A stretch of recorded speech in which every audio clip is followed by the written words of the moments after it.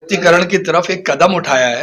एक पहला, अगर हम बात करें तो हम अगर कोई लाख रुपए कमा रहा है और उसे 1000 रुपए मिले तो उसके लिए हो सकता है वो कम हो, लेकिन अगर आप देखें कि जिस तरह से अगर महिलाओं की हम देखें, कई जगह ऐसी ऐसी परिस्थितियां होती हैं कि मान लीजिए कोई 7 या 8 हजार रुपए कमा रहा हो और उसको अगर 1000 रुपए मिल जाए, और कई कई केसेस में क्या होगा कि ये अगर मान लीजिए उनको पुरुषों के सामने जो है हाथ फैलाने की जरूरत नहीं पड़ेगी। छोटी छोटी कई ऐसी चीजें होती हैं जो वो उनके लिए जो वो खर्चा करना चाहती हैं, और मान लीजिए एक घर में 3 या 4 महिलाएं हैं 18 वर्ष से ऊपर, तो सभी को 1000 रुपए मिलेगा, तो उस परिवार के आप अगर देखेंगे तो 4000 रुपए। आपका मानना है? आप देखने बताया कि 10 लाख युवाओं को 10 लाख रोजगार केजरीवाल जी दिल्ली में दे चुके हैं। 10 लाख युवाओं, 10 लाख रोजगार दे चुके हैं केजरीवाल जी दिल्ली में अब तक,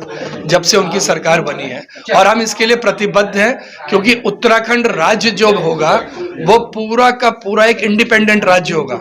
ने बताया कि 10 लाख युवाओं को 10 लाख रोजगार केजरीवाल जी दिल्ली में दे चुके हैं। 10 लाख युवाओं, 10 लाख रोजगार दे चुके हैं केजरीवाल जी दिल्ली में अब तक, जब से उनकी सरकार बनी है, और हम इसके लिए प्रतिबद्ध हैं क्योंकि उत्तराखंड राज्य जो होगा वो पूरा का पूरा एक इंडिपेंडेंट राज्य होगा।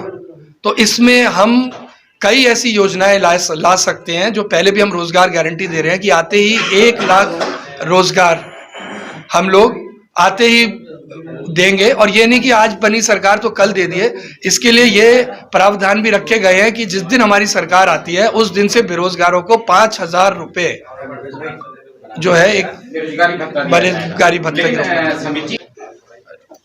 देखिए, रोजगार के पैरामीटर्स बहुत क्लियर होंगे हमारे, आप सरकार आने दीजिए, उसके पैरामीटर्स इतने क्लियर होंगे कि आप और हम दोबारा ये चर्चा कर रहे होंगे, और आप लोग सब, मेरे पत्रकार बंधु, मेरे युवा साथी, मेरी मातृशक्ति, मेरी छात्र शक्ति और सभी उत्तराखंड के जो निवासी है उसमें गर्व महसूस करेंगे। सरकार रोल देखिए, समय में बैठे हैं हल्द्वानी विधानसभा के जो प्रत्याशी आम आदमी पार्टी से समित टिक्कू जी के साथ।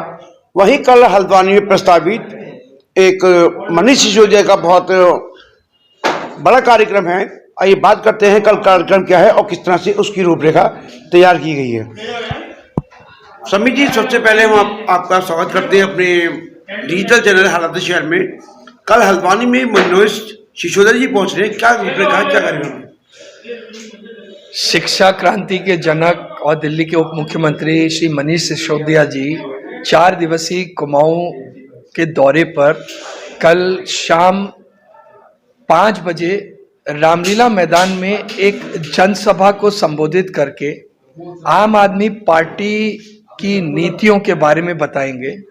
इसको लेकर हमारे सभी आम आदमी पार्टी के साथियों और कार्यकर्ताओं में एक गजब का उत्साह है, और हम ये सुनिश्चित करेंगे कि उनकी इस जनसभा के बाद उनकी बताई हुई बातें हम जन जन तक आम आदमी पार्टी की नीतियों के साथ घर घर तक पहुंचाएं। वहीं बात की जाए 16 दिसंबर को देहरादून में राहुल गांधी की भी रैली है।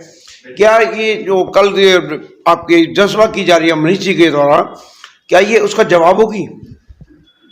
अतुल भाई, मैं तो हमेशा से ही कहता आया हूं कि ये दोनों पार्टियां, चाहे वो कांग्रेस है चाहे वो भाजपा है, वो एक सवाल है और उनका जवाब सिर्फ एक ही पार्टी है, वो है आम आदमी पार्टी। तो अगर ये सवाल है तो हम जवाब हैं, वो चाहे वो आए या नहीं आए। लेकिन जिस तरह से उत्साह भर के वो पूर्व में भी जा चुके हैं, तो इस बार जनता ने मन बना लिया है, और सिर्फ दिल ही नहीं बदल रही जनता, दल भी बदलेगी इस बार। 2022 चुनाव बहुत ही नजदीक है अब, और आज प्रदेश की जनता परिवर्तन चाहती है, क्योंकि 10 साल कांग्रेस 10 साल भाजपा आज भी समस्या वहीं की वहीं खड़ी हुई है, और आज जनता कहती है परिवर्तन। तो क्या ये समझा जाए 2022 में आम आदमी पार्टी अपनी जड़ें मजबूत करते हुए सरकार बनाएगी? जी, सरकार में आम आदमी पार्टी की पूरी भागीदारी होगी, और इस बार के 2022 के चुनाव परिणाम अप्रत्याशित होंगे, आम आदमी पार्टी के फेवर में होंगे। एक आखिरी सवाल, विपक्षी पार्टी अक्सर आरोप लगाती है मंचों से, ये आज ये आपके कार्यक्रम होते हैं कि पहले देखिए दिल्ली, बाद में देखिए उत्तराखंड। तो देखिए जैसे दिल्ली की स्थिति सुधारी, देखिए दिल्ली की स्थिति सुधारी, वहीं के लोगों ने सुधारी, उन्हीं के लोगों की भागीदारी रही। उसी तरह अब हम उत्तराखंड में जब आएंगे तो देखिए आम आदमी पार्टी ने एक सीधा ये करके जो दिखाया है कि पिछले जो 70-75 साल से हमारा देश आज़ाद हुआ है, तो हमने ये करके दिखाया कि क्यों और क्यों नहीं में सोच का फर्क होता है, अच्छी नीयत का फर्क होता है। उसी अच्छी नीयत के साथ आम आदमी पार्टी सन 2022 का जो चुनाव है उसे उत्तराखंड की उपलब्धि, रौनक, समृद्धि और उन्नति के मिशन को लेते हुए लड़ रही है। और यहाँ पर लोगों की दृष्टि भी बदलेगी और सृष्टि भी बदलेगी। तो ये थे हमारे संग आम आदमी पार्टी के हल्द्वानी विधानसभा के प्रत्याशी समित टिक्कू जी, जिनके साथ आज वार्ता उनके बताया गया। मनीष जी का जो कार्यक्रम है कल से वो लगेगा, और इनका ये भी कहना है कि 2022 में आम आदमी पार्टी एक परिवर्तन लाते हुए सरकार बनाएगी। मैं संवाददाता अतुल अग्रवाल, डिजिटल चैनल हालात शहर हल्द्वानी से।